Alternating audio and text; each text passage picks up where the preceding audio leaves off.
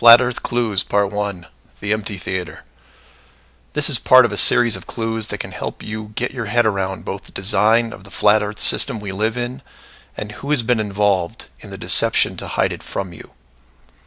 The clue you have to look at is built upon another conspiracy that has been around for decades, namely the space program. Most of those watching this are aware of the varying theories revolving around NASA. The Apollo program, the Space Shuttle, the International Space Station, and so on.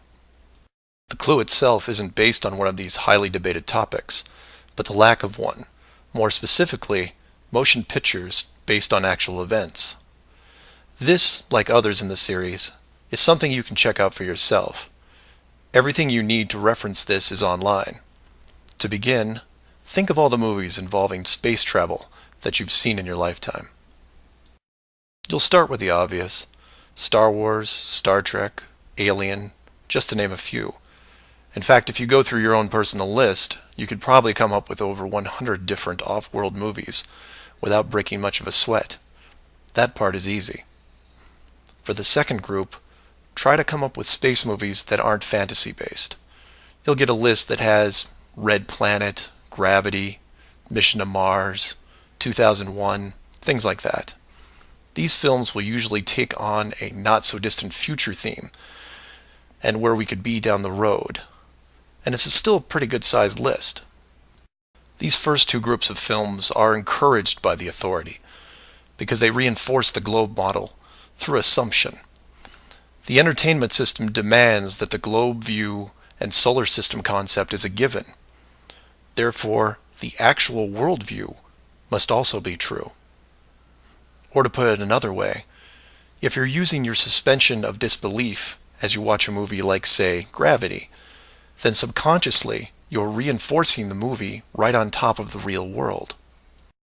The more of these movies you watch and enjoy, the more the lines blur between what you want to believe and what you actually know.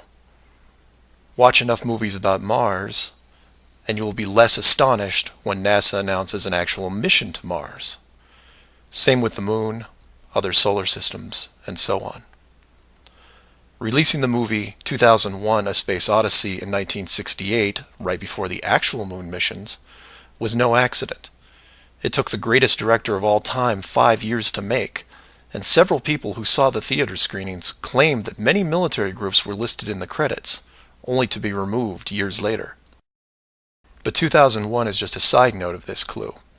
For those who really want to dig into Stanley Kubrick's hidden vision, I highly recommend the documentary Room 237.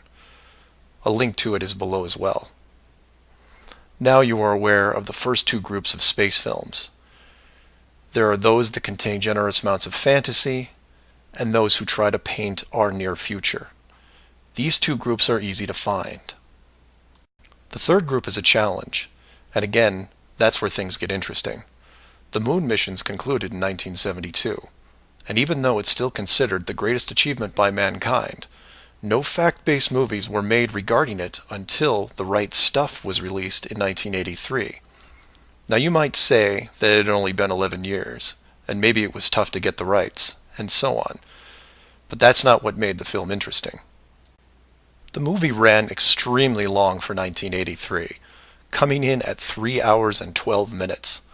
It was an exhaustive look at the astronaut selection process, the competition, and the training facility itself.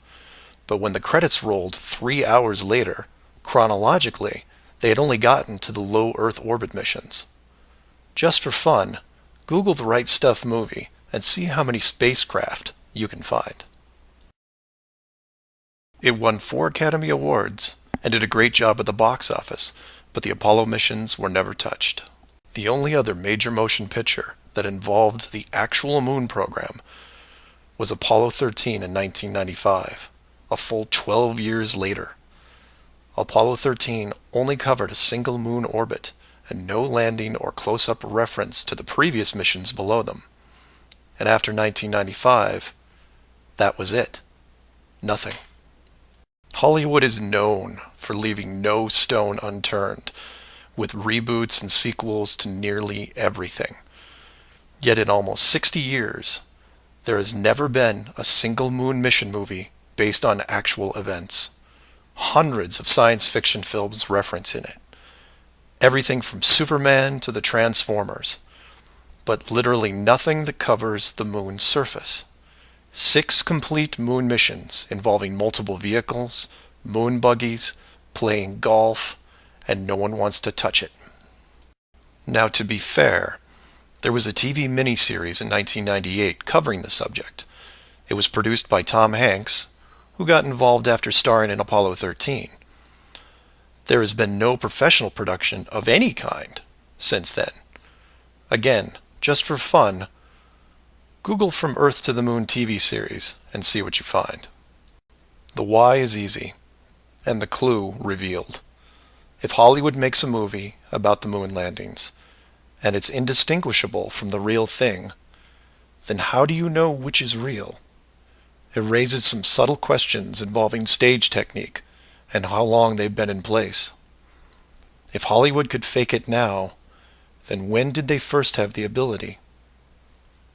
There is one other movie which stands out, and I mention it because I can't believe it ever got made, is Capricorn 1. The film's plot involved the faking of a Mars mission and how it could be accomplished.